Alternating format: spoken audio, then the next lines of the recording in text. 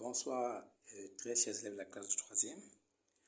Aujourd'hui, nous allons voir une propriété sur le produit nul. Quand est-ce que le produit de plusieurs facteurs est nul? La propriété nous dit ceci. Si vous avez deux facteurs A et B, le produit de A par B est nul si au moins l'un des facteurs est nul, si A égale à 0 ou si B égale à 0.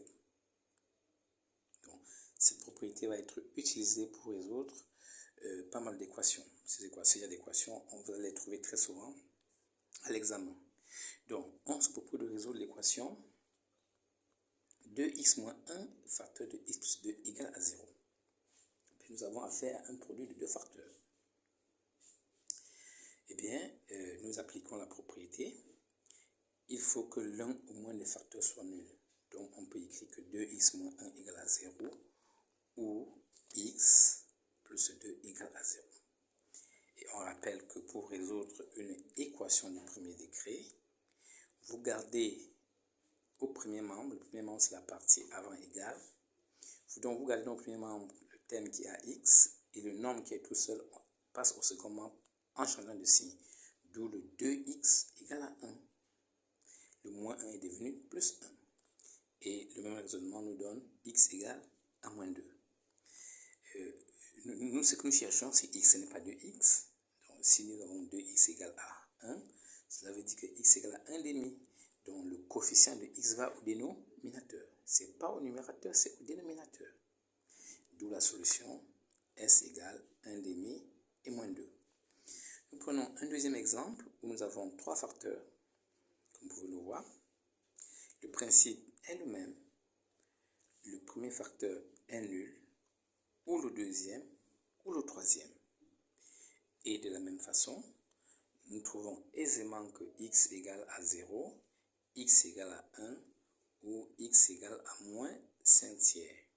Donc ici, on a trois solutions parce qu'on avait trois facteurs en x. Et nous, la solution que nous avons, s égale 0, 1, moins 5 tiers. Nous allons prendre un troisième exemple. On a toujours affaire à un produit de facteurs nuls. Nous avons trois facteurs. On a le facteur 4. Attention, le facteur 4 n'a pas x, c'est un nombre. Et il y a le facteur 2x moins 5 et le facteur x moins 2. Nous appliquons le même principe. Ce n'est pas la peine d'écrire 4x égale à 0 parce que 4 est un nombre. Ce n'est pas la peine d'écrire, 4 égale à 0 parce que 4 est un nombre. Donc, il est différent de 0. Donc, du coup, les facteurs qui peuvent s'annuler, c'est seulement les deux autres facteurs, 2x moins 5 et x moins 2, parce que ce sont ces deux facteurs qui comportent une lettre qui peut changer et annuler le facteur. Et donc, une fois que nous avons écrit cela, comme on l'a vu plus haut, de la même façon, on va trouver aisément la solution de notre équation qui est donc 5 demi et 2. Un dernier exemple, nous avons x carré moins 16 égale à 0. Alors ici, il y a deux façons de résoudre cette équation.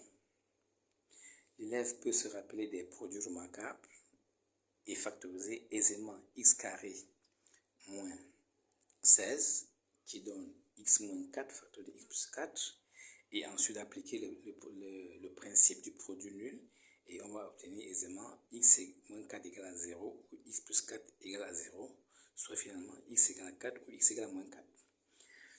Deuxième méthode, l'élève peut plutôt se rendre compte que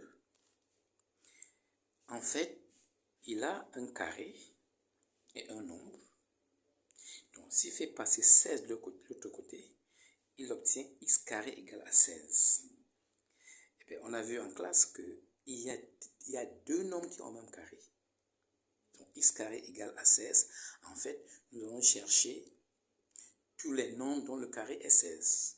Il y en a deux. Et ça également, on a vu une vidéo qui permet de traiter cela. Bien, tout simplement, x égale à racine de 16 ou x égale à moins racine de 16. Et vous retrouvez également x égale à 4 ou x égale à moins 4. 4 au carré, ça donne 16, tout comme moins 4 aussi au carré égale à 16. Donc 4 et moins 4 ont le même carré qui est 16. Et donc nous retrouvons finalement la solution s égale à 4 moins 4. Donc Chers élèves, voilà une vidéo dans laquelle on apprend comment appliquer le produit nul. Vous le verrez assez dans les exercices. Donc, il faut être apte pour traiter ces exercices, pour avoir une compréhension aisée. Merci pour votre attention.